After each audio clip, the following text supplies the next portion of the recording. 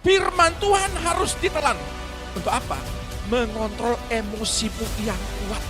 Jadi firman itu konsumsi kita untuk menjadi kekuatan tubuh, pikiran, dan emosi hati. Setiap hari kalau saudara konsumsi firman, kalau saudara menikmati makanan firman ini, maka pikirannya akan terkontrol. Firman Tuhan harus dibagikan. Ketika saudara sudah menerima firman, firman itu saudara harus cerna dulu. Saudara dengar, saudara baca, dan saudara renungkan, dan saudara alami itu baru saudara bagikan. Apa yang harus kita bagikan? Ya kehidupanmu yang diubah.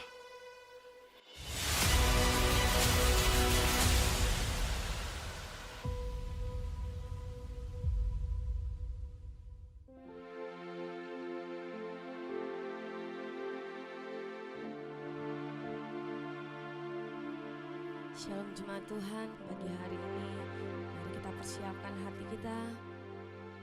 Kita satu di dalam doa. Terima kasih Bapa, terima kasih Tuhan. Pagi hari ini Tuhan kami datang dalam hadirat-Mu Tuhan.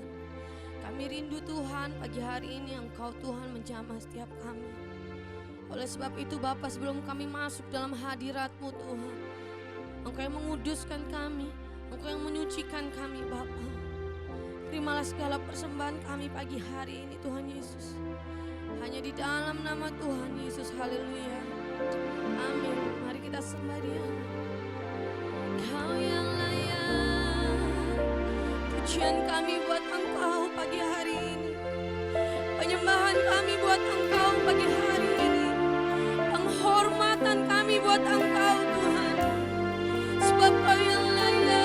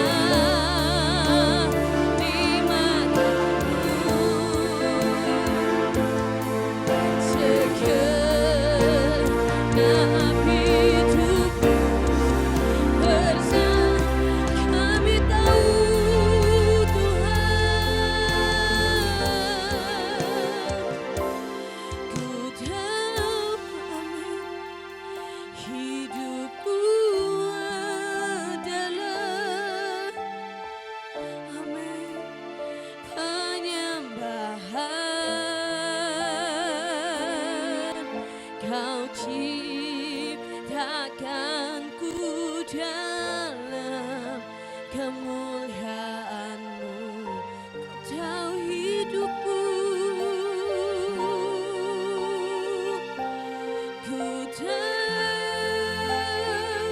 hidupku berharga di mata-Mu. Segenap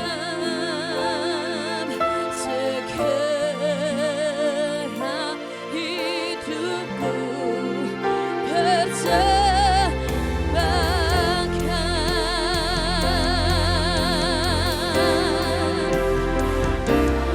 Biar awan kemuliaan turunlah Tuhan, turunlah memenuhi bait, curahkanlah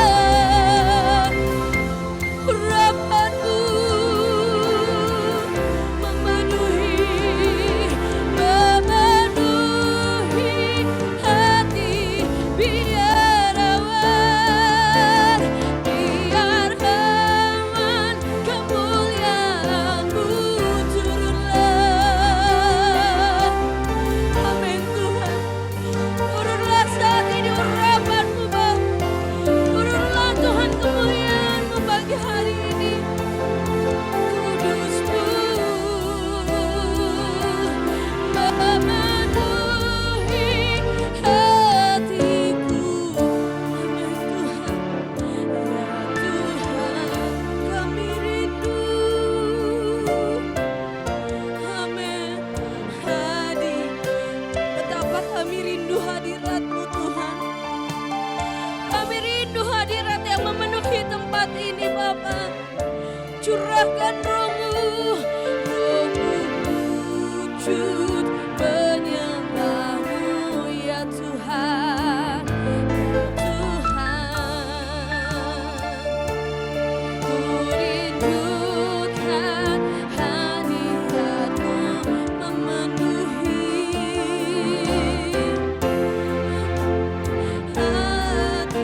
Rohku sujud, Rohku sujud biar awan kemuliaan turunlah Tuhan, turunlah memenuhi bait, curahkanlah Roh Kudus-Mu memenuhi hati. Biar awan amin turunlah memenuhi bait suci-Mu, curahkanlah Roh Kudus-Mu memenuhi hatiku.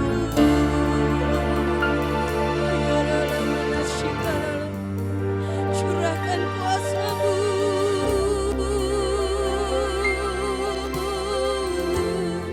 kami rindu Tuhan.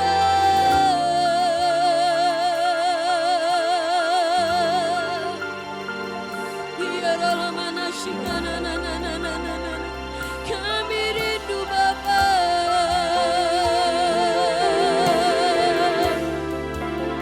Nyatakan kuasa-Mu pagi hari ini Tuhan. Nyatakan Tuhan urapan-Mu pagi hari ini.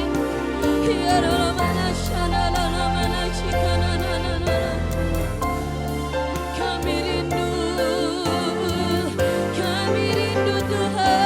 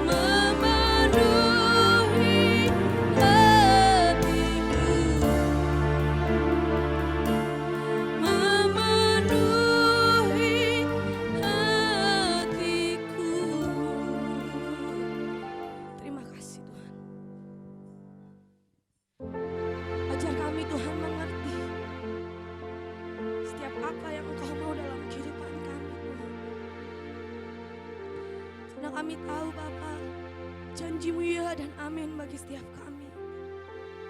Terima kasih Tuhan Yesus atas kebaikan-Mu. Terima kasih Tuhan Yesus.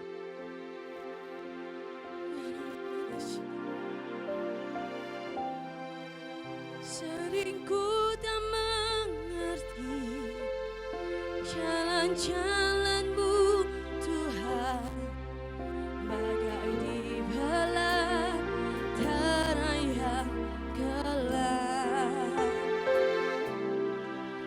Tanpa seribu tanya, namun tetap percaya jejak-Mu Tuhan sungguh sempurna. Seringku tak mengerti jalan-jalan-Mu Tuhan, bagai di belantara yang gelap. Tanpa seribu tanya, namun tetap percaya jejak-Mu Tuhan sungguh sempurna.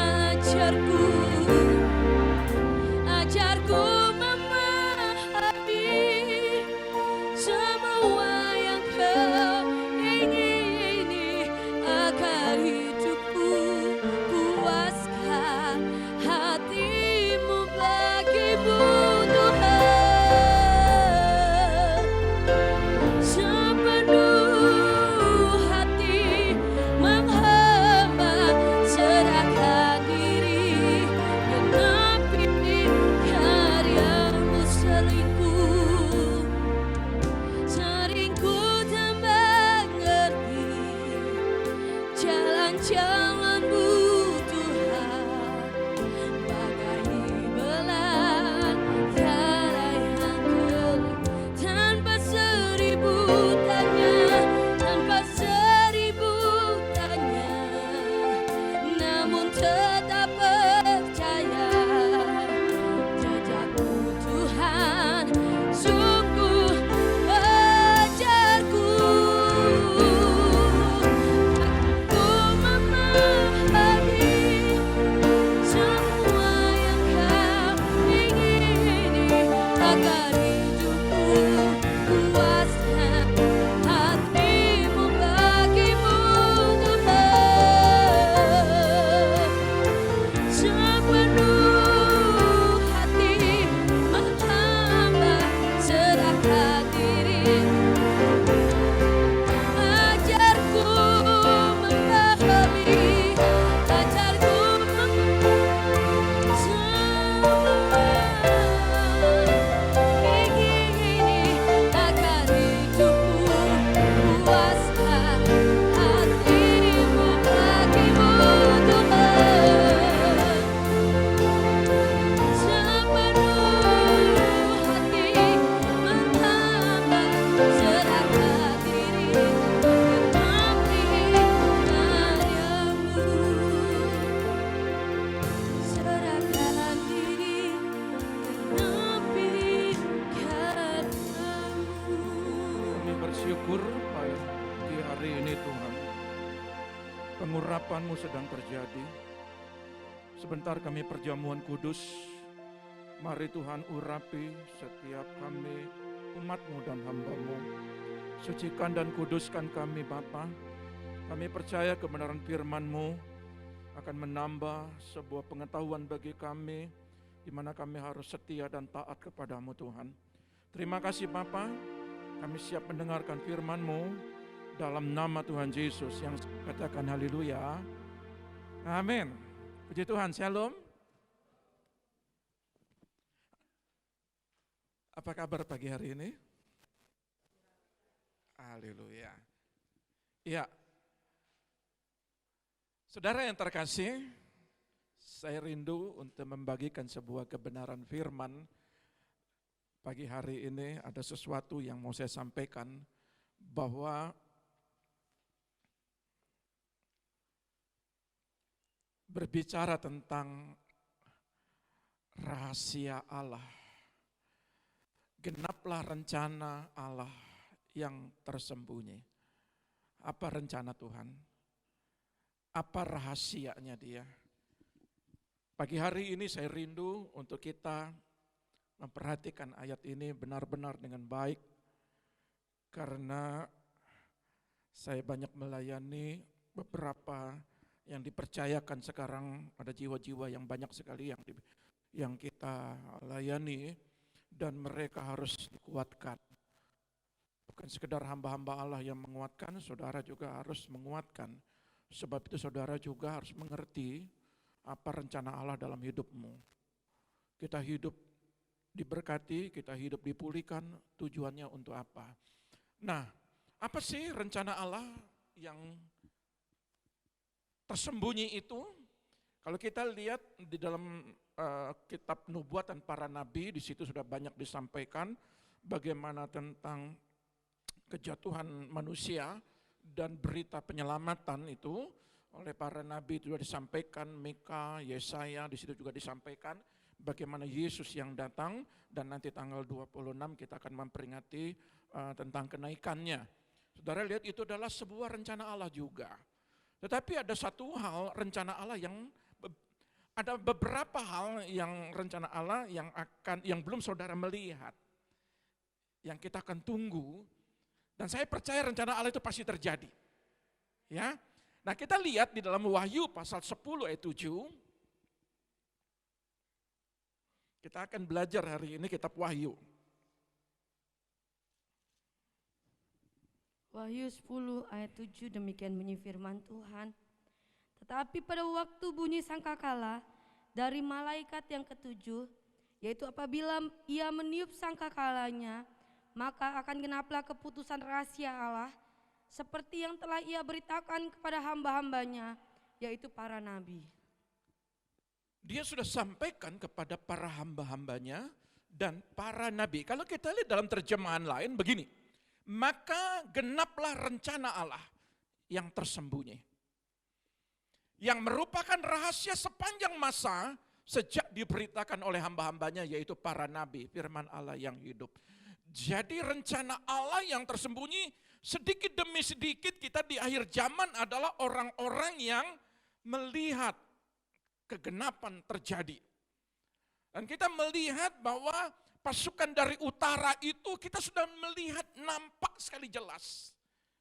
Ya, bagaimana Rusia ini juga punya kekuatan yang sangat dahsyat yang sudah dinubuatkan dalam kitab Yeskiel.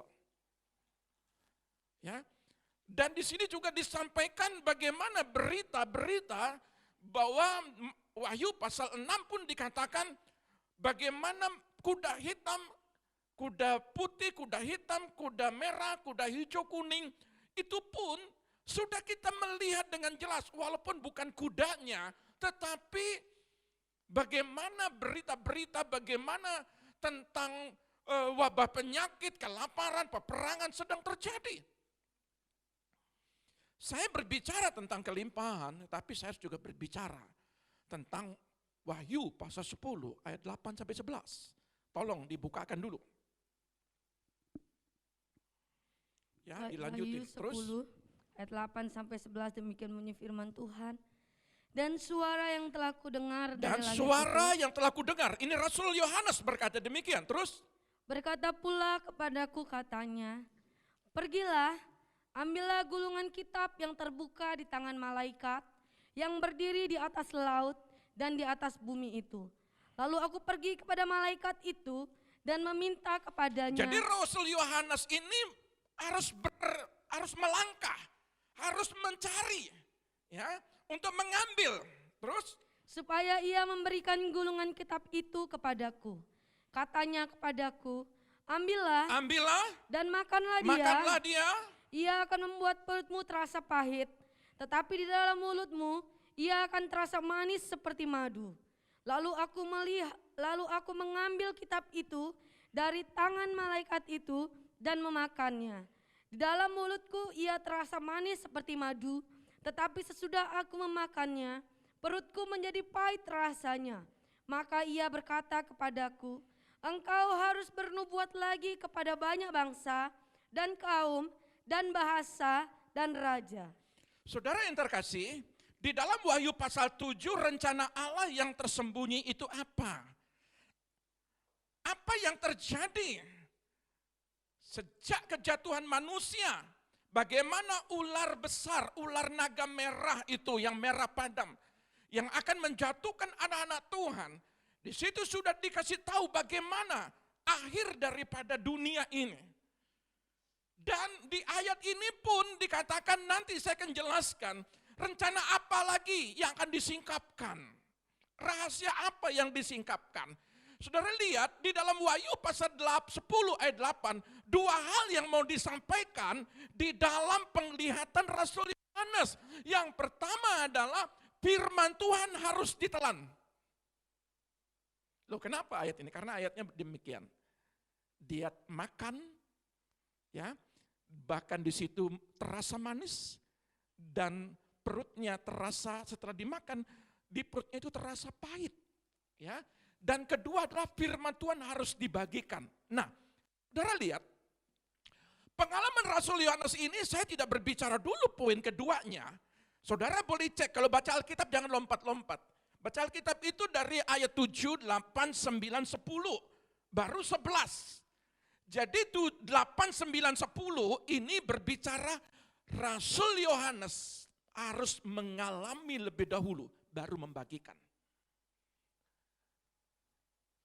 Bagaimana rasa manisnya, bagaimana rasa pahitnya. Saya mengajarkan kepada saudara, jangan sekali-kali, kalau kau tidak mengalami, kau langsung membagikan. Dia enggak bunyi.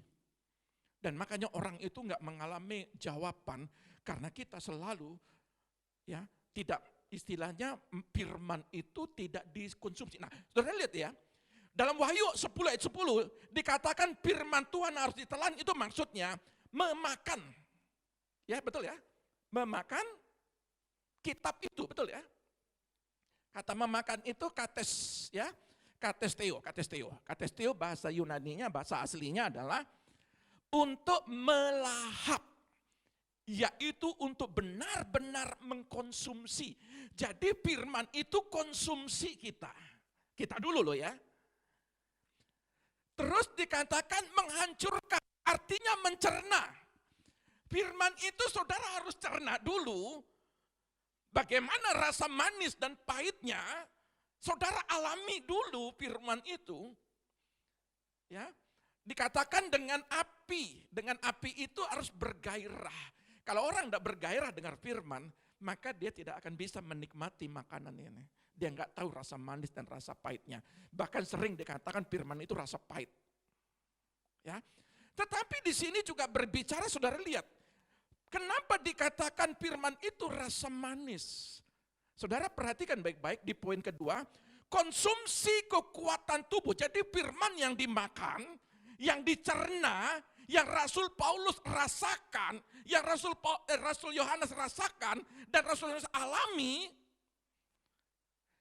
dia konsumsi untuk menjadi kekuatan tubuh, pikiran, dan emosi hati. Supaya saudara tahu keinginan dan kehendak. Nah, kalau saudara menikmati makanan firman ini, ya, saudara menikmati katesteo ini, maksudnya bahwa setiap hari kalau saudara konsumsi firman, itu akan menguatkan tubuh dan pikiranmu. Makanya pikiran tidak kacau. Kalau saudara ciri-ciri, kalau pikiran kacau, berarti saudara tidak konsumsi firman, karena ayat ini berkata demikian. Kalau orang yang mengkonsumsi daripada firman, maka pikirannya akan terkontrol. Dan tubuhnya akan mengalami namanya kegairahan untuk hidup. Makanya sering kali kalau saudara ada persoalan di dalam pekerjaan saudara, sering kali saudara itu langsung kayak putri malu. Ya, diceritakan sini juga seperti putri malu. Tahu putri malu? Dia bagus mengembang begini. Tapi begitu kena sentuh sedikit, tek gitu ya, langsung dia mengkerut. Jadi kalau orang-orang yang tidak konsumsi firman, kena sentuh persoalan langsung dia ciut hatinya. Ya, seperti putri malu. Nah, arti daripada pengertian ini juga, mari saudara saya mengajak saudara untuk mengkonsumsi makanan firman. Untuk apa? Mengontrol emosimu yang kuat. Emosi itu berbicara keinginan, kehendak. Emosi itu berbicara tentang karakter saudara, bagaimana saudara berhadapan dengan orang, bagaimana saudara berhadapan dengan keluarga, dengan pelangganmu, dengan apa lagi, dengan pelayan-pelayanmu.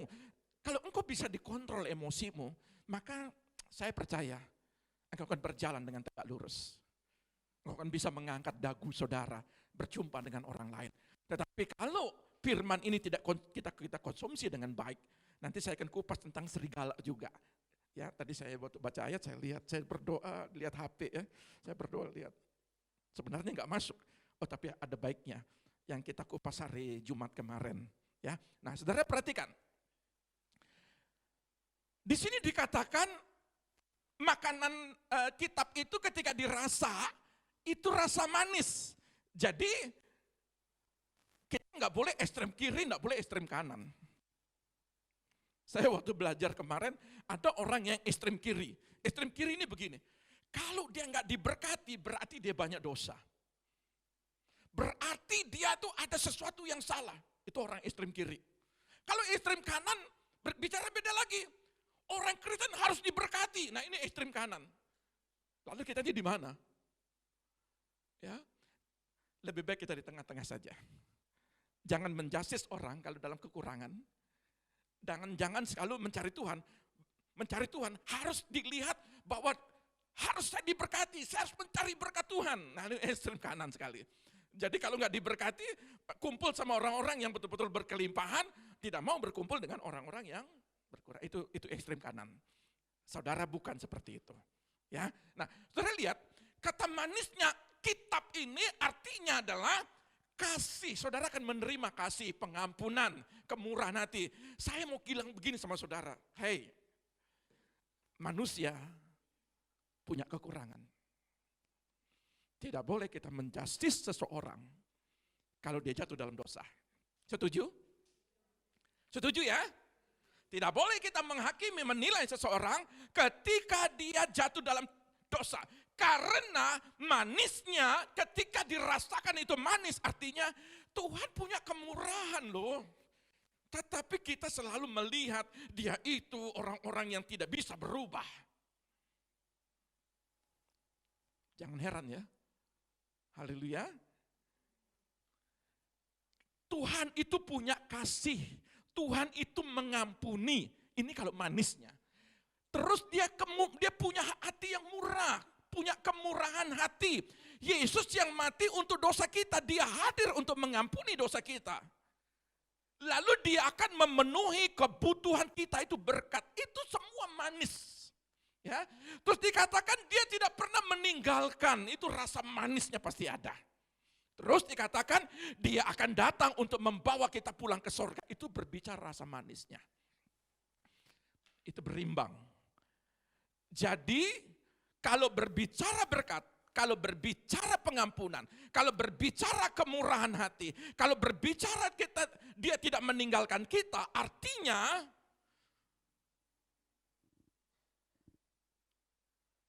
firman itu punya janji yang abadi.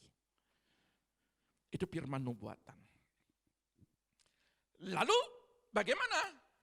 Kitab yang penuh kepahitan, rasa manis dan rasa pahit. Ketika dimakan dan di perut rasanya pahit. Artinya adalah kitab ini memberitahu kita tentang neraka yang menunggu semua yang terhilang. Jadi nggak boleh nggak diceritakan tentang nerakanya.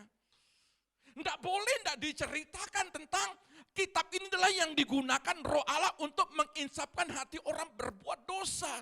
Jadi kita tidak bicara tentang berkat saja, baik saja. Harus juga bicara tentang bagaimana kalau kita itu jauh dari Tuhan. Bagaimana kalau kita menginsapkan orang, menegur orang, menasihati orang. Dan kitab ini pun juga menceritakan tentang penghakiman. Kitab ini juga berbicara ada murka, ada kutukan. Ada manis, ada pahitnya. Jadi saudara jangan melihat bahwa kami itu berbicara tentang, aduh kok ngeri sekali kitab Wahyu ini. Saudara harus tahu. Saya pun berimbang bicara tentang berkat, kelimpahan, kebaikan, kesembuhan, mujizat. Tapi mari kita buka pintu hati kita. Mari kita makan firman itu. Kalau saudara ada dalam penderitaan, saudara ada dalam aniaya, artinya ada, apa artinya? Karena saudara makan firman, kebenaran firman. Kalau hari ini ada proses dalam kehidupan saudara, itulah firman. Jangan berkata bahwa di tempat ini harus diberkati, harus disembuhkan, harus dijawab. Lalu kalau saudara melihat di sini ada betul-betul yang namanya penderitaan atau pikul salib, rupanya gereja itu gereja yang tidak diberkati, yang tidak mengizinkan kuasa Allah bekerja, yang gak ada rohnya. Ingat, firman ini juga ada manis, ada pahitnya. Ada teguran, ada nasihat. Ada kebaikan, ada doa, mendoakan. Tetapi juga ada, Tuhan mau berbicara pada sendiri saudara, untuk apa saudara harus dipulihkan. Setuju ya? Setujukah hari ini kita mau berbicara tentang bagaimana rahasia Allah? Kalau saudara melihat janji Tuhan, hati-hati. Kalau saudara tidak menerima dengan baik firman ini, lalu firman ini mendidik saudara, saudara kecewa, hati-hati. Saudara minta kebaikan Tuhan, tapi saudara tidak melihat tongkat cambuknya Tuhan. Kalau saudara menerima cambuknya Tuhan, karena saudara anak. Saudara itu dikasihi, supaya apa? Supaya saudara tidak melihat, supaya saudara tidak jauh dari hadiratnya nanti. Nah, saudara perhatikan, Wahyu 10 ayat 11 dikatakan begini, firman Tuhan itu harus dibagikan. Arti daripada dibagikan adalah manis dan pahit. Kalau saudara bicara manis berarti teori kemakmuran. Tetapi kalau saudara bicara manis dan pahitnya, karena saudara berbicara kebenaran firman. Lalu dikatakan di sini, kitab harus mengambil kitab ini dengan berkat dan bebannya. Ketika saudara pikul salib, itu beban yang ditaruh kepada saudara dan juga membagikan pesannya kepada orang lain. Dan dikatakan di dalam ayat ini, apa yang harus kita bagikan? Kan gitu. Ketika saudara sudah menerima firman, lalu saudara kunyah firman ini, artinya saudara suplai, saudara lakukan, saudara dengar, saudara baca, dan saudara renungkan, dan saudara alami itu baru saudara bagikan. Firman ini berkata, apa yang harus kita bagikan? Ya kehidupanmu. Yang diubah. Ini yang harus kita sadari. Makanya kalau dalam kitab Wahyu juga dikatakan, ada banyak sekali bintang-bintang berguguran. Karena apa? Karena seperti pohon ara yang digoncangkan. Kalau saudara seperti bintang-bintang yang berguguran, cepat berbalik. Kalau tidak, iblis mencuri, membunuh, dan membinasakan. Kalau dia saudara sudah mengizinkan satu pintu untuk dibukakan, untuk dicuri damai sejahtera saudara, dicuri segala kebahagiaan saudara, sukacita saudara, maka apa? Dia naik dalam sebuah level, dia membunuh. Membunuh apa? Pengharapan, membunuh doa, membunuh daripada kesaksian hidup saudara, membunuh daripada apa? Iman saudara. Dan dia naik level lagi, membinasakan. Nah kalau membinasakan, seperti orang yang sudah stadium 4, menunggu matinya saja. Jangan biarkan iblis ini. Makanya hari ini apa yang saya harus bagikan kepada saudara? Nah ini dia, rahasia untuk mengetahui. Apa sih rahasia yang untuk kita ketahui? Pertama adalah siapa iblis dalam firman nubuatan. Ini jarang dibagikan. Kita tahu iblis ini sejak dari zaman Adam dan Hawa. Tapi tahukah saudara bahwa iblis tidak punya kuasa di dalam hidupmu? Mari kita perhatikan. Ini ketika coba ayat 7-nya diulang. Wahyu 10 ayat 7. Wahyu 10 ayat 7 demikian bunyi firman Tuhan. Tetapi pada waktu bunyi sangkakala dari malaikat Pada waktu nanti sangkakala dibunyikan. yaitu apabila ia meniup sangkakalanya, maka akan genaplah keputusan rahasia Allah. Genaplah keputusan rahasia Allah. Seperti yang telah ia beritakan kepada hamba-hambanya, yaitu para nabi. Ketika genaplah keputusan Allah, artinya adalah ayat 6. Yang terakhir, ayat 6b. Ayat 6b.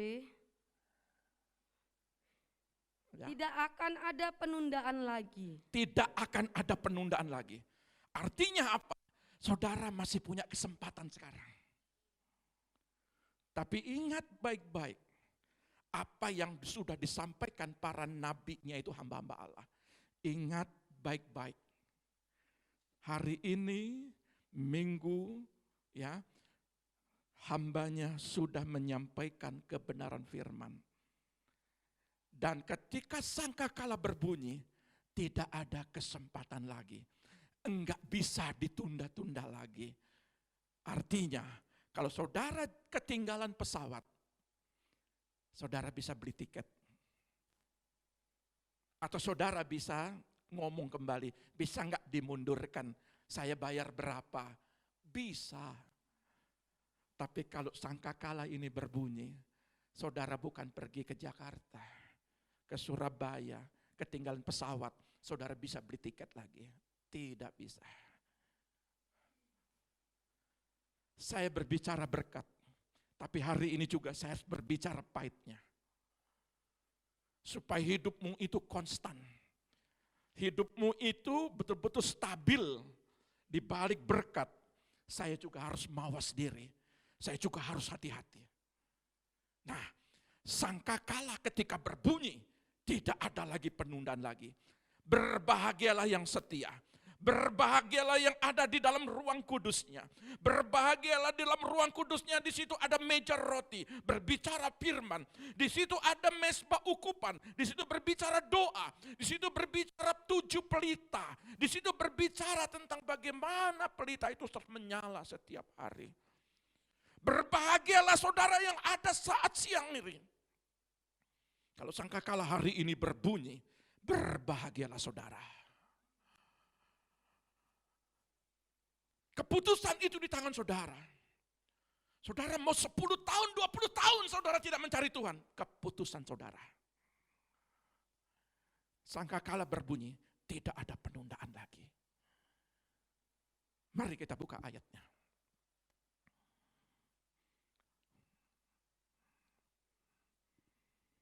Dua Tesalonika 2 ayat 7.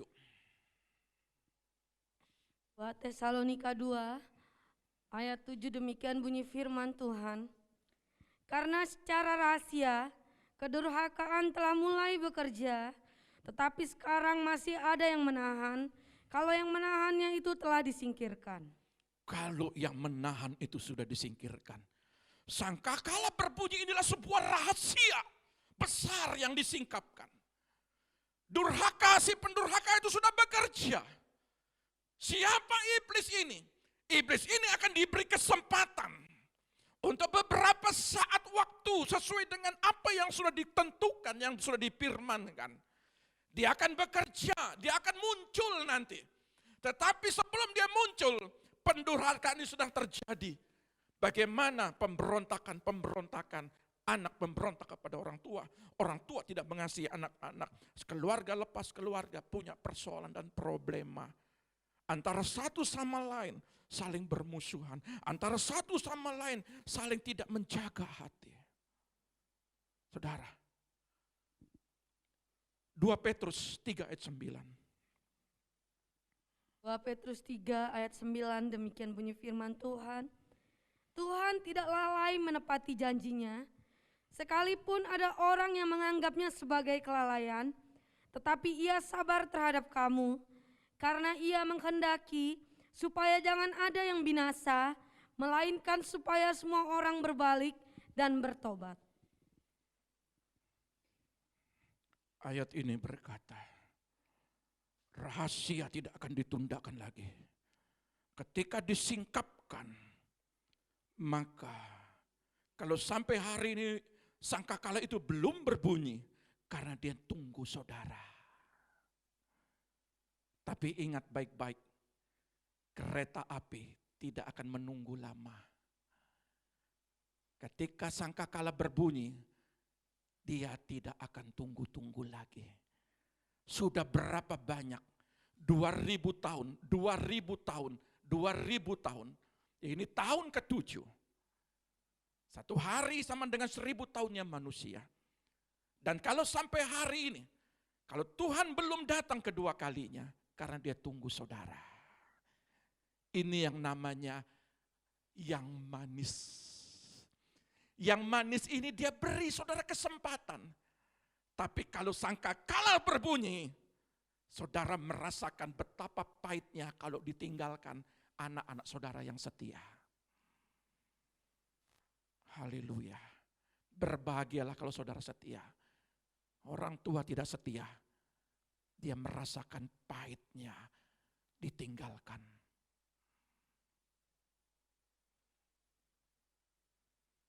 Suami tidak setia. Berbahagialah istri yang setia. Pendeta tidak setia. Berbahagialah jemaat yang setia. Memang pendeta juga ada yang enggak setia. Ada yang setia. Ada yang mesti putih bersih pakaiannya. Ada juga cacat-cacatnya. Halo jemaat Tuhan. Setiap hari saya berbicara tentang pahitnya kepada saudara. Menasihati, menegur, mendoakan. Ayo, ayo, ayo. Dan berapa kali saya berkata, ayo. Ketika saudara sudah tidak mau lagi. Sangkakala berbunyi. Tidak enak saudara. Sama seperti 5 wanita bijak dan 5 wanita bodoh. Yang 5 persiapkan diri untuk menyongsong dia datang. Tuannya datang. Tapi yang bodoh juga berkata, aku dengar firman, aku punya pelita. Persoalannya minyakku habis. Kalau saudara enggak mau dipulihkan.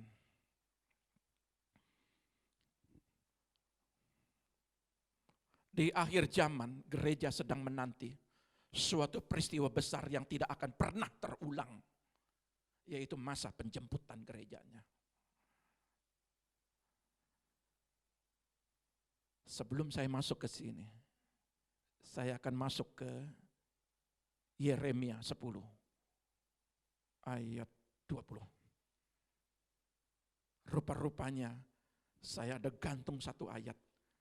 Ketika saya berdoa, di sini masuk dulu ke situ, ke Yeremia 10 ayat 20. Yeremia 10 ayat 20, demikian bunyi firman Tuhan. Kemahku sudah rusak dan semua talinya sudah putus. Anak-anakku telah pergi daripadaku. Tidak ada lagi yang mendirikan kemahku dan yang membentangkan tendaku. Sekarang baru sadar ayat ini. Kenapa? Mana anak-anakku? Halo remaja pemuda. Kalau engkau dalam hadirat, berbahagialah.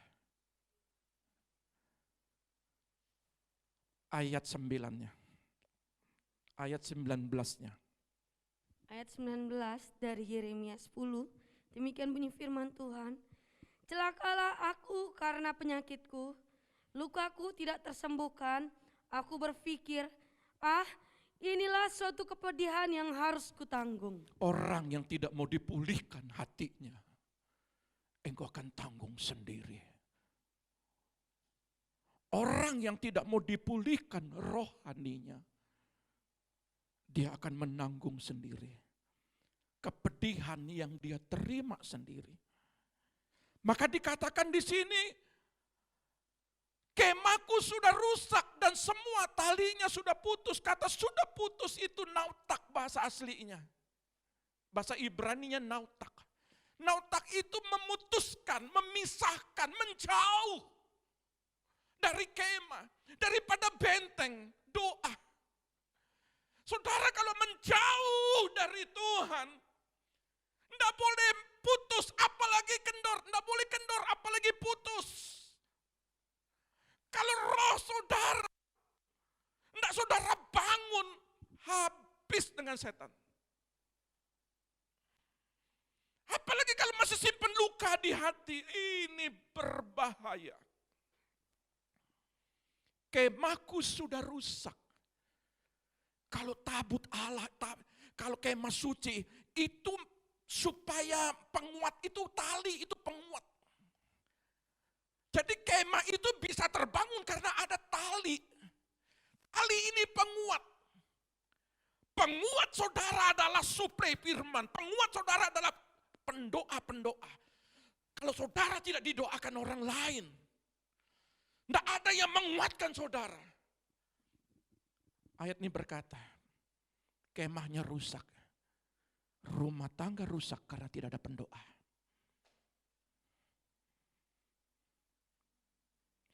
Kata putus nautak, saudara menjauh dari doa, sangat berbahaya. Maka kawanan sendiri, coba ayat selanjutnya. 11, 12, 20, 21, 22. Ayat 22. 21, 22. Ayat 21. Sungguh gembala-gembala sudah menjadi bodoh. Mereka tidak menanyakan petunjuk Tuhan. Saudara perhatikan, tempat ini kecil. Tapi saya tetap memantau saudara. Tempat ini tidak bonafit menurut ukuran gereja-gereja lain. Mohon maaf.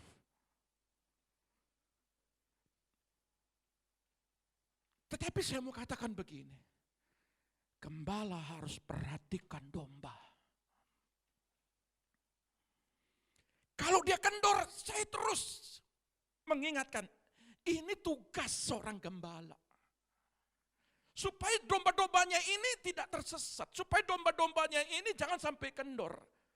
Kami masuk di dalam doa pun juga. Dan kami terkadang juga menanyakan saudara. Kalau saudara lemah, supaya saudara juga harus kuat.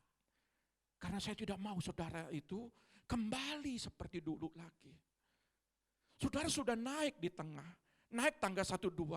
Naiklah terus tangga 5, 6, 7. Jangan turun lagi. Kenapa? Kalau kemah rusak, saudara mulai dari nol lagi.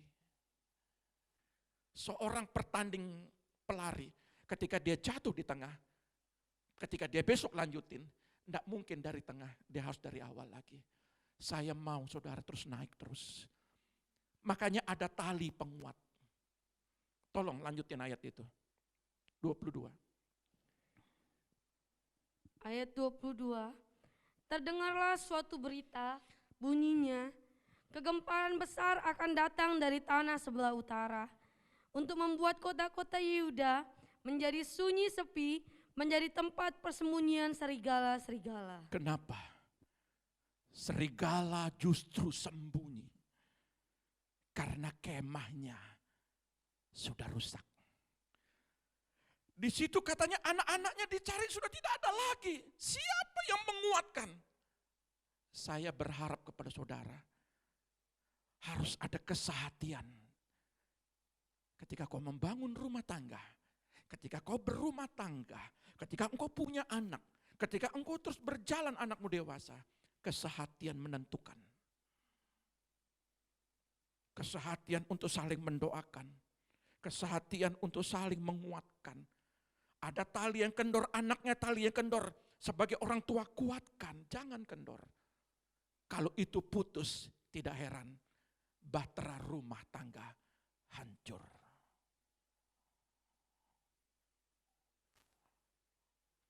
Saya supaya tidak terjadi anak-anak kita kemudian. Setuju ya? Mohon maaf, saya sedang berbicara tidak dalam menghakimi. Tapi saya sedang mau berbicara kepada saudara. Engkau pandang anak-anakmu, jangan talinya putus. Kita masih punya beban kepada anak-anak kita karena kesalahan kita. Perhatikan baik-baik ini ayat.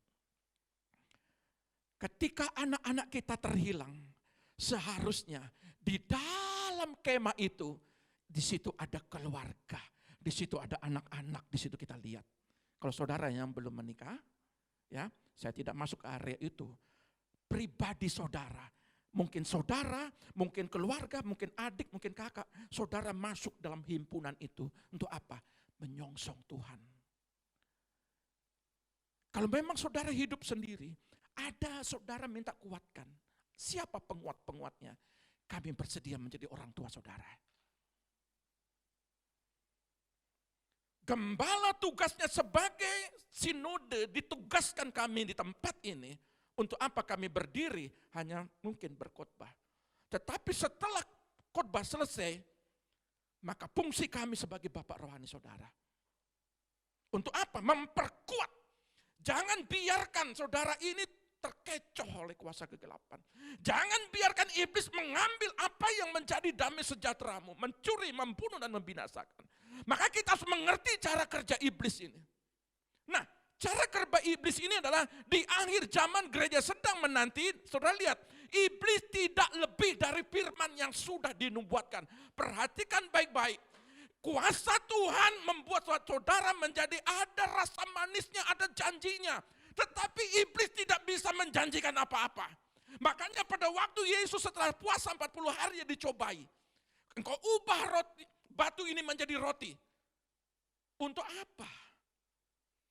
Bukan berbicara tentang roti hidup. Manusia, orang itu hidup bukan karena masalah makanan dan minuman.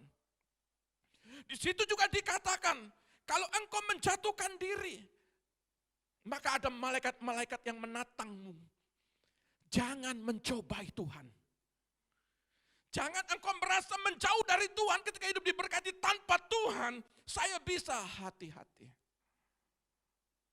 Dan di situ juga dikatakan, sembahlah aku maka aku berikan seisi dunia ini. Iblis sedang mencoba. Tapi di firman Tuhan, iblis tidak lebih dari firman yang sudah dinubuatkan. Pertama, kepalanya diremukkan, Kejadian 3 ayat 15. Saudara harus memahami bahwa kuasa iblis tidak berkuasa atas dirimu. Boleh ada rasa pahitnya, tetapi saudara lihat, jangan ketika saudara merasakan rasa pahit, saudara mencari ilah-ilah lain. Kekuatan-kekuatan lain. Karena kekuatan iblis tidak ada apa-apanya. Kejadian 3 ayat 15. Kejadian 3 ayat 15, demikian bunyi firman Tuhan. Aku akan mengadakan permusuhan antara engkau dan perempuan ini, antara keturunanmu dan keturunannya. Keturunannya akan meremukkan kepalamu, dan engkau akan meremukkan tumitnya. Kenapa? Dikatakan dalam ayat ini, keturunanku akan meremukkan kepalamu. Iblis tidak menjanjikan apa-apa. Pikiran, jangan sekali-sekali kita mengandalkan pikiran-pikiran kita di luar daripada apa yang sudah Tuhan taruh di dalam pikiran kita. Itu hikmat-hikmat. Jangan mencari kekayaan dengan mencari di gunung-gunung, orang-orang pintar. Iblis tidak menjanjikan apa-apa. Kepala diremukkan itu artinya kuasanya. Tapi iblis, Tuhan berkata, engkau akan meremukkan tumit. Perjalanan hidup. Hati-hati. Makanya kenapa perlu ada tali. Itu penguat. Saudara mengalami suplai firman. Saudara mengalami suplai doa, didoakan. Saudara mengalami suplai komunikasi, sharing firman. Itu penguat. Kalau tidak, tumitmu babak belur. Makanya sering orang jatuh bangun di dalam usaha pekerjaannya. Tumitnya dibikin hancur sama iblis. Supaya apa? Nggak bisa berjalan. Supaya apa? Nggak cari Tuhan. Kalau tidak cari Tuhan, tumitnya babak belur. Haleluya. Pahamkah ini? Iblis itu sudah difirmankan bahwa kepalanya itu sudah dihancurkan. Jadi saya mau berkata, iblis tidak punya kuasa, jangan takut oleh kegagalan. Jangan takut kalau saudara mengalami penurunan atau mungkin ada yang berkata bangkrut. Ini mungkin perbuatan iblis. Tidak. Iblis tidak pernah mencuri. Yang mencuri itu adalah karena kesalahan kita. Tuhan datang memberikan madu. Tuhan datang untuk memberikan yang manisnya tentang firman itu janji. Tuhan tidak pernah mengambil. Ingat, yang mengambil iblis. Ya. Jadi kalau kita berbicara kepalanya yang diremukan, dan yang kedua, apa firman nubuatan tentang iblis? Yang kedua adalah Wahyu 20 ayat 1 dan 2. Wahyu 20 ayat 1 dan 2. Dan 3a. Wahyu 20 ayat 1 dan 2, demikian bunyi firman Tuhan. Lalu aku melihat seorang malaikat turun dari sorga, memegang anak kunci jurang maut, dan suatu rantai besar di tangannya. Ingat, ada rantai besar, ada jurang maut. Terus? Ia menangkap naga si ular tua itu. Dia tangkap naga itu, terus? Yaitu iblis dan Satan. Iya. Dan ia mengikatnya 1000 tahun lamanya, lalu melemparkannya ke dalam jurang maut. Yang kedua, iblis dilemparkan ke jurang maut. Ini firman. Jadi jangan ikutin yang tidak menjanjikan. Hanya mengikuti Tuhan. Ada janji yang abadi. Tetapi iblis sudah difirmankan, kepalamu akan diremukan, dan kedua akan dibelenggu dan dirantai.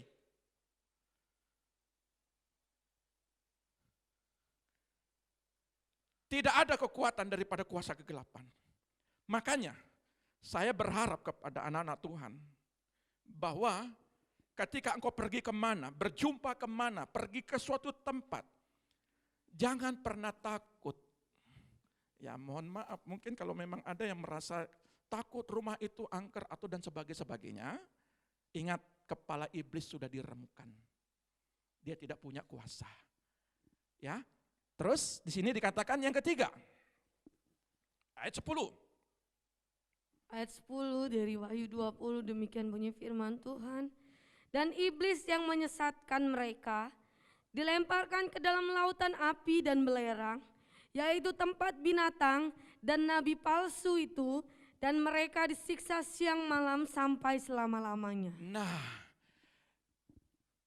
karena akibat, ada sebab, ada akibat, dia menjatuhkan daripada Adam dan Hawa, maka sejak itu dikatakan kepalamu dihancurkan, dan di akhir zaman nanti, sebelum masa 1000 tahun damai, ya, dia dibelenggu dan dilemparkan ke jurang maut.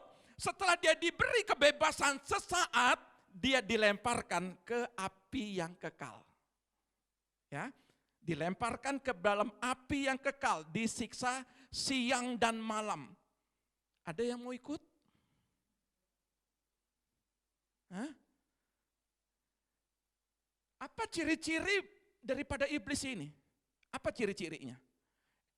Kalau Abraham bapak orang, kalau iblis bapak dari segala pembohong. Makanya kalau bohong, haleluya, disiksa siang dan malam. Nah saudara begini, saya nggak takut-takutin sobat saudara, tapi ini firman. Iblis dia tahu ini firman. Bahwa dia diremukan, diusir-usir, ditengking-tengking, tapi kan saya belum dibelenggu. Nah, iblis itu pintar dia. Kalau sudah dibelenggu, nah nanti kan saya belum juga disiksa siang dan malam. Artinya iblis punya banyak kesempatan. Makanya Yohanes 10 ayat 10 mencuri, membunuh, membinasakan. Apa tujuan iblis? Dia ingin menyeret sebanyak-banyaknya untuk orang-orang itu, supaya orang-orang umat-umat Tuhan mengikutinya. Iblis menyeret banyak orang untuk ikut dengannya. Dia tahu pada waktu ini kan sudah momen-momen waktu yang dekat ini. ketika sangkakala antikris ini muncul, saudara lihat, ini kan disingkirkan ini, umat-umat Tuhan ini. Para pendoa yang baca firman, ya, yang setia, yang lukanya itu disembuhkan, ya. Terus apalagi orang-orang yang taat, itu kan disingkirkan dalam 2 Petrus dikatakan, ya. Disingkirkan dulu, baru iblis ini muncul sesaat. Nah, kalau cara kerjanya dia sudah banyak menyeret, nanti dia lebih muncul lagi, lebih banyak lagi. Hati-hati. Lebih banyak lagi akan menyeret. Nah, saudara yang terkasih, lawanlah iblis, maka ia akan lari daripadamu. Kalau hari ini masih bisa kita lawan. Tapi kalau orang-orang kudusnya sangkakala berbunyi disingkirkan, mau pakai lawan apa? Kita yang sudah berdoa, ada hamba-hamba Allah, ada firman disampaikan, kita masih jatuh. Masih ada dalam luka yang gak mau disembuhkan, tali-talinya masih ada yang putus. Apalagi kalau orang-orang sangkakala berbunyi, ini disingkirkan, orang-orang kudusnya, para pendoanya, hambanya yang setia. Masih bisa kita lawan.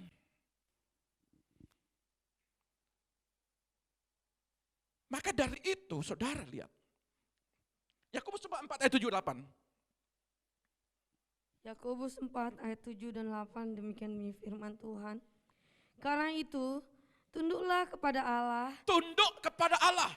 Dan lawanlah iblis. Lawan iblis. Maka ia akan lari daripadamu. Dia lari karena apa? Karena dia sudah dihancurkan. Mendekatlah kepada Allah. Nah, persoalannya saudara gak mau mendekat, itu persoalan.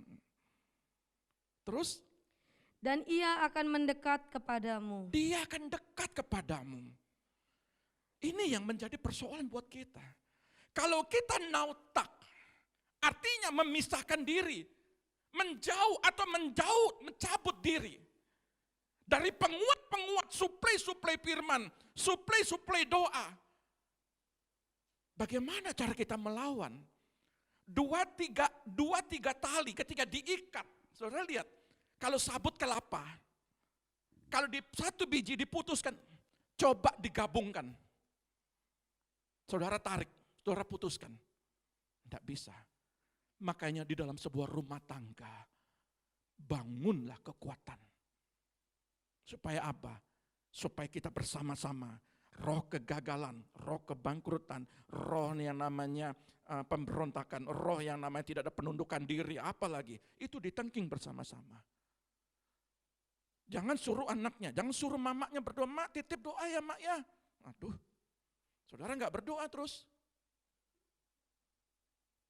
Mak titip baca firman mak ya, dengarkan firman. Nah, mamaknya disuruh-suruh dengar firman. Nanti sampaikan mak, apa pesan Pak Pendeta. Ya kalau semua penuh. Tiba-tiba cuma di semua, apa ya? Lupa. Nah, itu repot lagi. Tapi di sini enggak ada. Haleluya.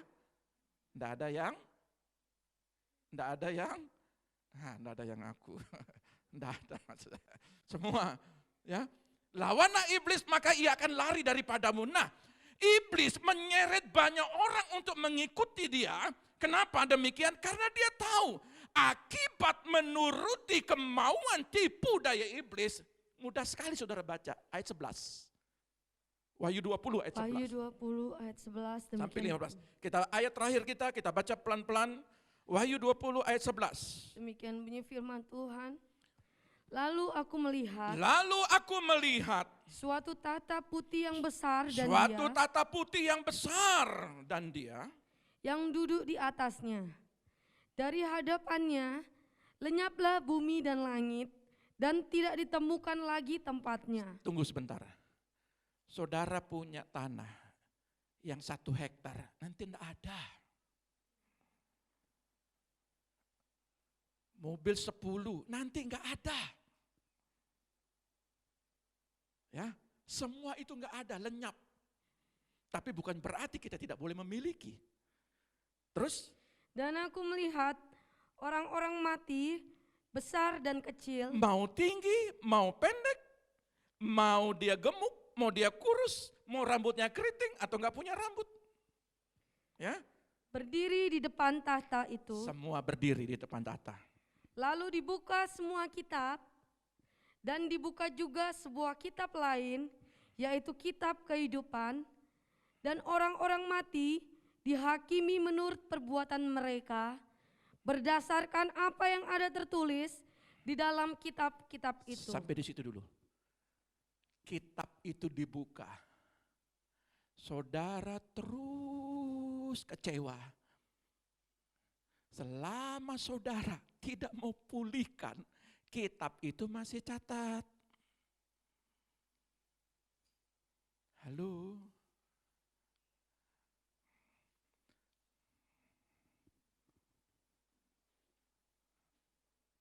Pak Pendeta catat, bisa minta maaf Pak Pendeta. Kita tinggal hapus, hari ini kita tinggal hapus. Saudara gini-gini kan, oh dasar pendeta itu. Ketemu kita, selesai, kita doa, selesai. Delete dengan sendirinya. Tapi ini kitab, kalau engkau tidak selesaikan, dia akan tetap catat. Masih mau bertahan?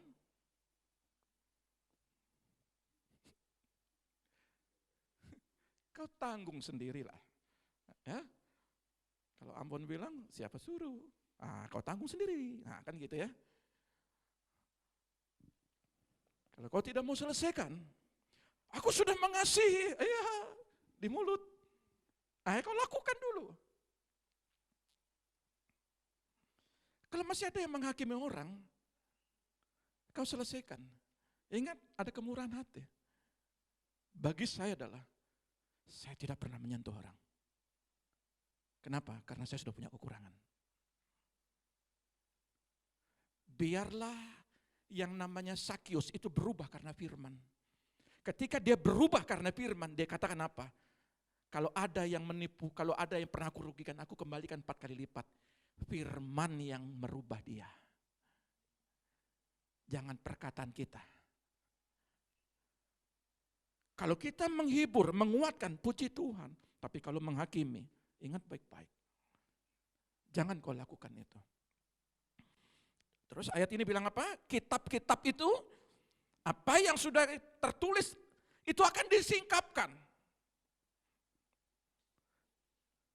Kalau mohon maaf kata, yang suka-suka nonton film porno, dicatat apa enggak?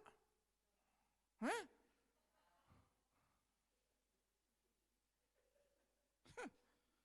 Haleluya.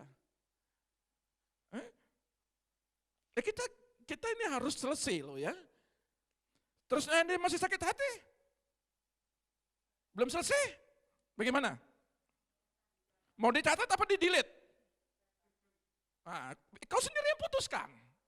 Kan gitu. Terus apa lagi? Bohong. Mau dicatat apa enggak? Enggak mau, hapus. Jangan lagi lakukan itu. Merugikan orang lain. Terus gimana? Pak Pendeta kok gemes sekali. Enggak. Ini supaya kita ini lihat ayat selanjutnya. Jangan terjadi, tolong dibagikan ayat selanjutnya. Ayat 13. Maka laut menyerahkan orang-orang mati yang ada di dalamnya. Dan maut dan kerajaan maut menyerahkan orang-orang mati yang ada di dalamnya. Yang ada di dalamnya. Dan mereka dihakimi masing-masing menurut perbuatannya. Menurut perbuatannya.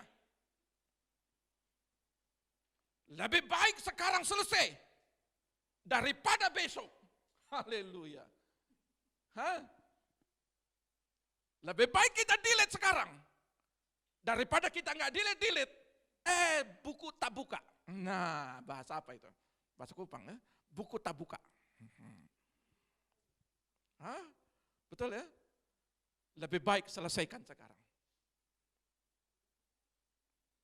Amin ya, ini pahitnya. Jadi kalau kemarin saya bicara manisnya, berkat kelimpahan, sekarang pahitnya. Mau diterima? Itu firman. Ketika firman dimasuk, ternyata di perut rasa pahit. Kenapa rasa pahit? Kenapa? Karena apa yang dikonsumsi ini menjalar, menjadi suplai vitamin. Betul nggak? Kalau kita makan kan masuk kan? Kan diolah. Setelah itu diolah, ada yang konsumsi ke jantung, ada yang konsumsi ke ginjal, ada yang konsumsi ke paru-paru. Semua dikonsumsi, yang mana yang gak beres? Hati gak beres, dikonsumsi ke sana, diberesin. Ada yang konsumsi ke mata, untuk apa? Wortel itu apa? Untuk kesehatan mata. Tujuannya untuk apa? Supaya gak ngantuk lihat firman. Betul kan? Jadi suplai, jadi apa yang dimakan itu suplai.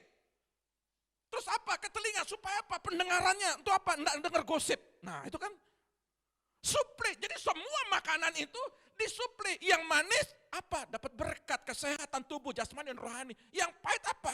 Kalau dia bersentuhan dengan kekentalan darah, contohnya jantung. Makanya jangan makan-makan yang mengentalkan darah. Yang hijau-hijau itu enggak boleh. Kalau asam urat apalagi kacang-kacangan enggak boleh. Jadi semua ada yang pahit-pahit. Kalau kita makan kacang ya salah sendiri, betul Pak Pendeta? Nah kan gitu ya. Jadi kadang-kadang kita, asam urat itu Pak Pendeta salahnya makan kacang katanya. Nah itu kan. Jadi semua makanan yang manis itu menguntungkan tubuh. Tetapi yang betul-betul tidak boleh, itu tidak menguntungkan buat tubuh. Sami mawon sama rohani. Kalau sakit hati itu tidak menguntungkan untuk di sana. Kalau nggak mau dipulihkan itu tidak menguntungkan untuk di sana. Hari ini, mumpung belum sangkakala berbunyi, cepat bereskan. Cepat pulihkan. Sangkakala berbunyi, terlambatlah sudah. Itu lagunya siapa? Obi Mesak apa mungkin. Ya, terlambatlah sudah. Hari ini, ditutup dengan perjamuan kudus. Pulihkan hari ini, lakukan setelah di rumah. Puji Tuhan, Tuhan Yesus memberkati. Mari kita datang kepada Tuhan.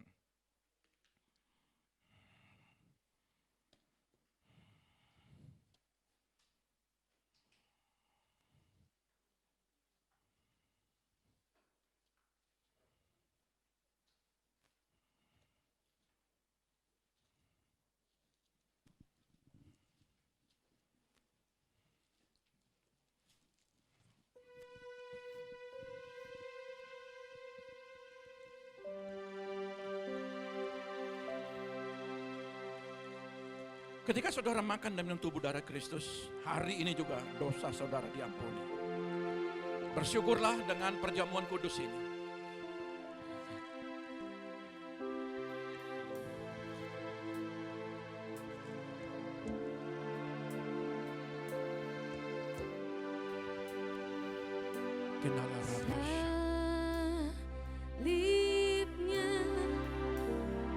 Mari kita bangkit berdiri.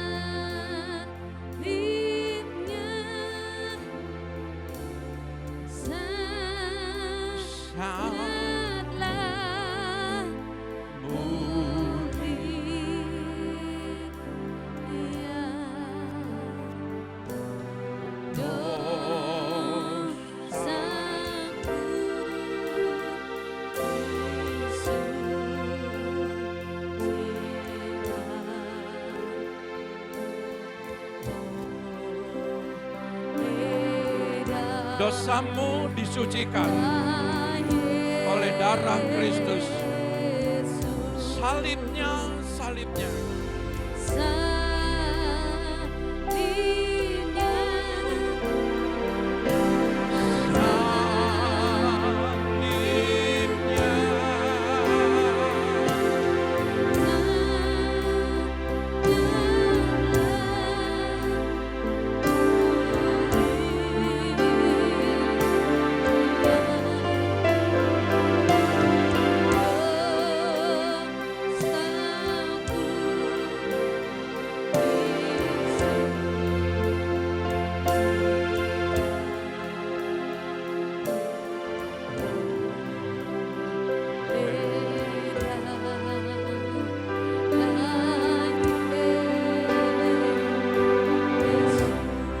Tinggi-tinggi tubuh dan darah Kristus. Di tangan kami ada roti dan anggur. Engkau mengubahnya menjadi tubuh dan darah-Mu. Di dalam nama Bapa, Putra dan Roh Kudus, dalam nama Tuhan Yesus.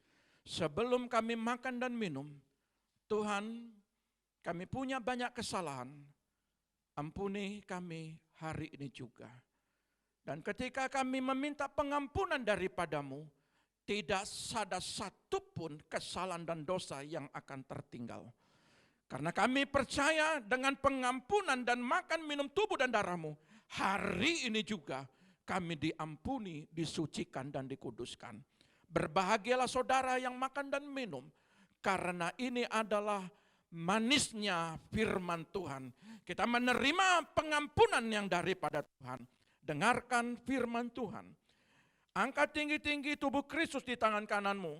Sebab apa yang telah kuteruskan kepadamu, telah aku terima dari Tuhan, yaitu bahwa Tuhan Yesus pada malam waktu ia diserahkan mengambil roti, dan sesudah itu ia mengucap syukur atasnya.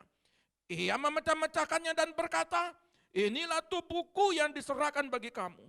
Perbuatlah ini menjadi peringatan akan aku. Demikian juga ia mengambil cawan sesudah makan, lalu berkata, cawan ini adalah perjanjian baru yang dimateraikan oleh darahku. Perbuatlah ini setiap kali kamu meminumnya, menjadi peringatan akan aku. Sebab setiap kali kamu makan roti ini dan minum cawan ini, kamu memberitakan kematian Tuhan sampai ia datang. Bukankah roti yang kita pecah-pecahkan adalah persekutuan dengan tubuh Kristus? Mari kita makan dalam nama Bapa, Putra, dan Roh Kudus dalam nama Tuhan Yesus.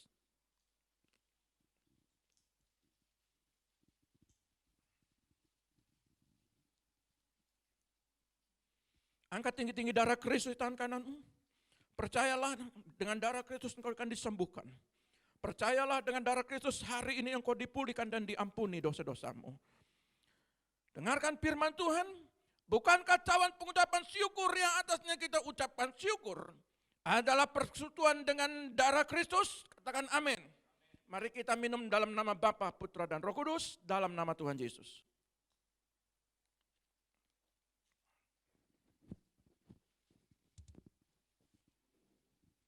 Mari silakan duduk.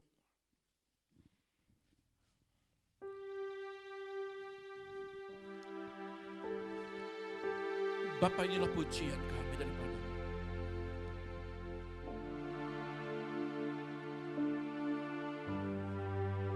Pulihkan hati kami.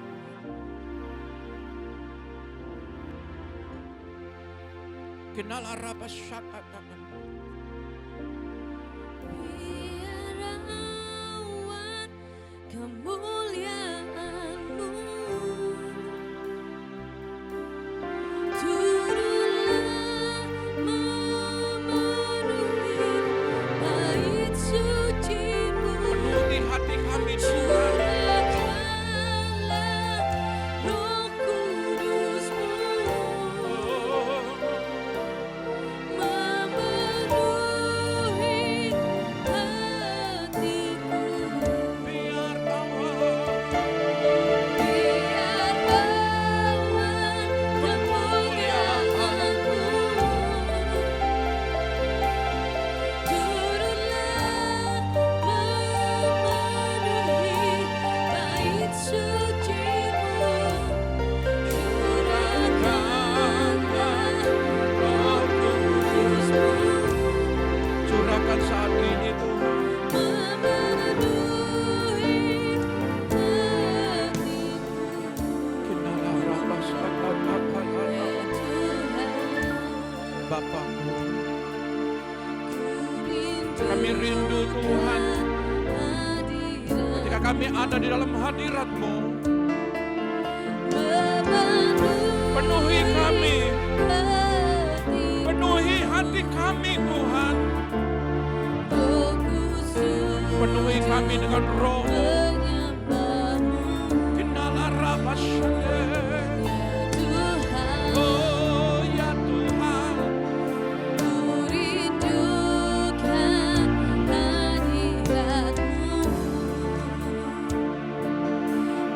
memenuhi hatiku.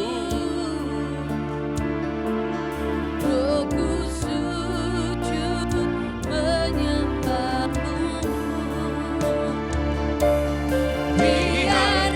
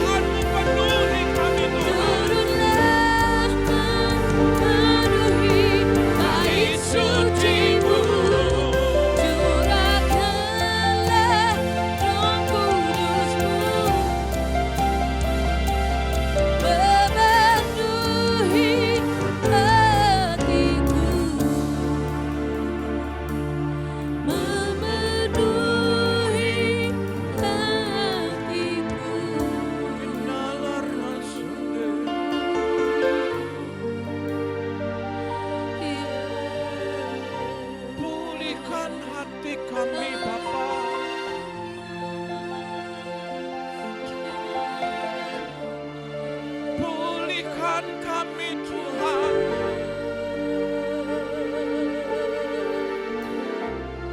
Ampuni kami, ampuni kami Bapa.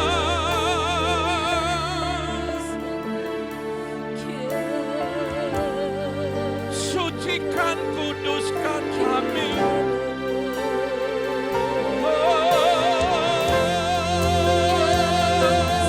Ampuni kami Bapa.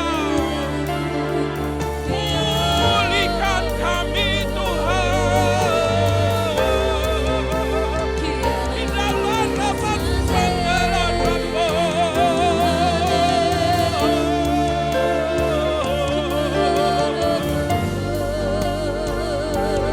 Pulihkan gerejamu, pulihkan umatmu, Rapat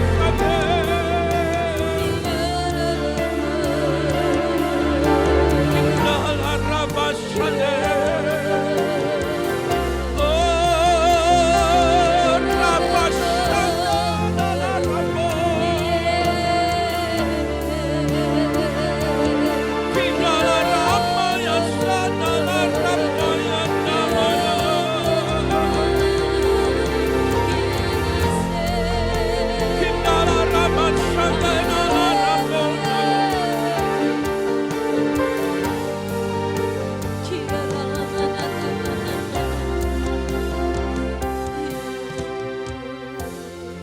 pulihkan kami Tuhan.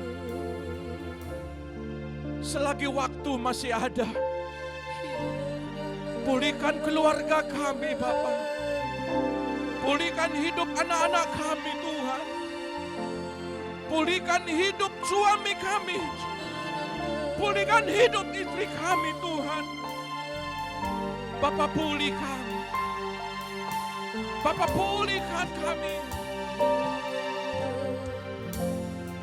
Kinalar abasyak al abasyak. Kinalar abasyak al abasyak.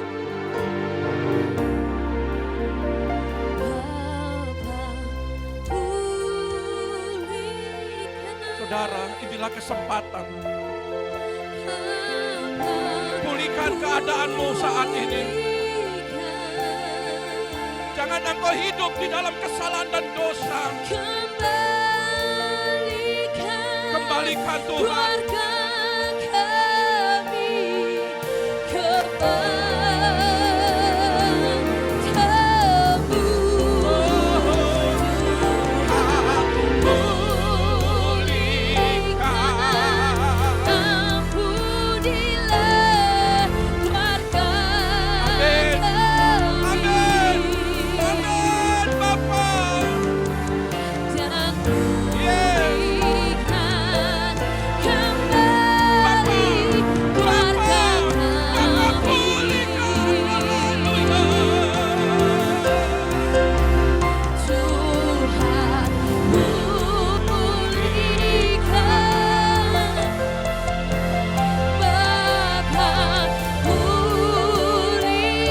Anak-anak kami Tuhan, pulihkan anak-anak kami, pulihkan keluarga kami, kepadamu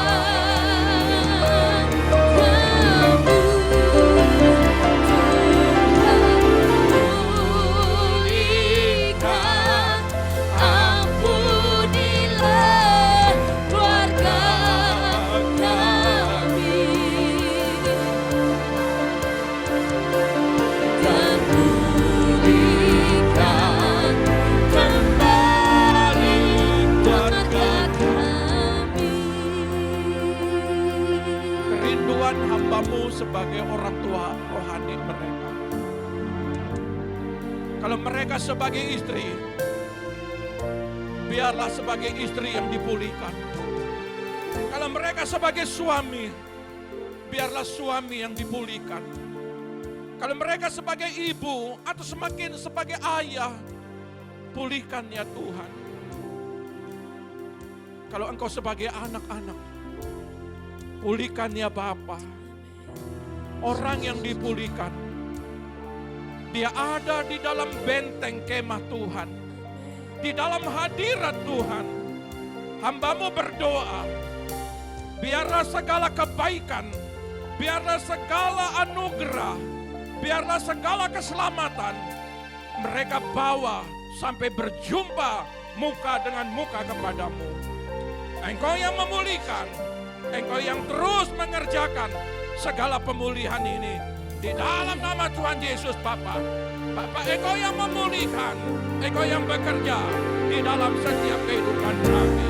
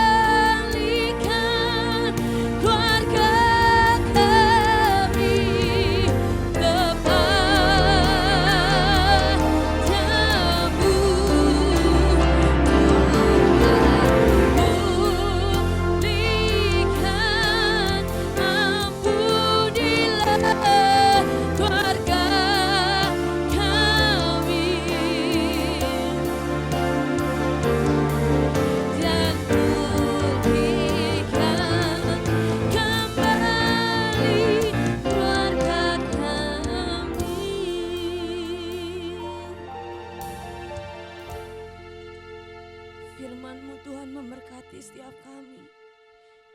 Firman-Mu mengubah kehidupan kami Bapa. Bahkan firman-Mu Tuhan mengadakan Tuhan suatu pembaruan di dalam keluarga kami Tuhan. Kami menyerahkan keluarga kami ke dalam tangan-Mu. Kami menyerahkan pelayanan kami ke dalam tangan-Mu Tuhan. Bahkan kami menyerahkan pribadi kami ke dalam tangan-Mu. Kerjakanlah Tuhan kesempurnaan Tuhan kuasa-Mu di tengah-tengah kehidupan kami. Agar kami bisa melihat Bapa perkara besar terjadi dalam kehidupan kami Tuhan. Hanya di dalam nama Tuhan Yesus kami mengucap syukur. Haleluya. Amin. Kita akan mengakhiri ibadah kita.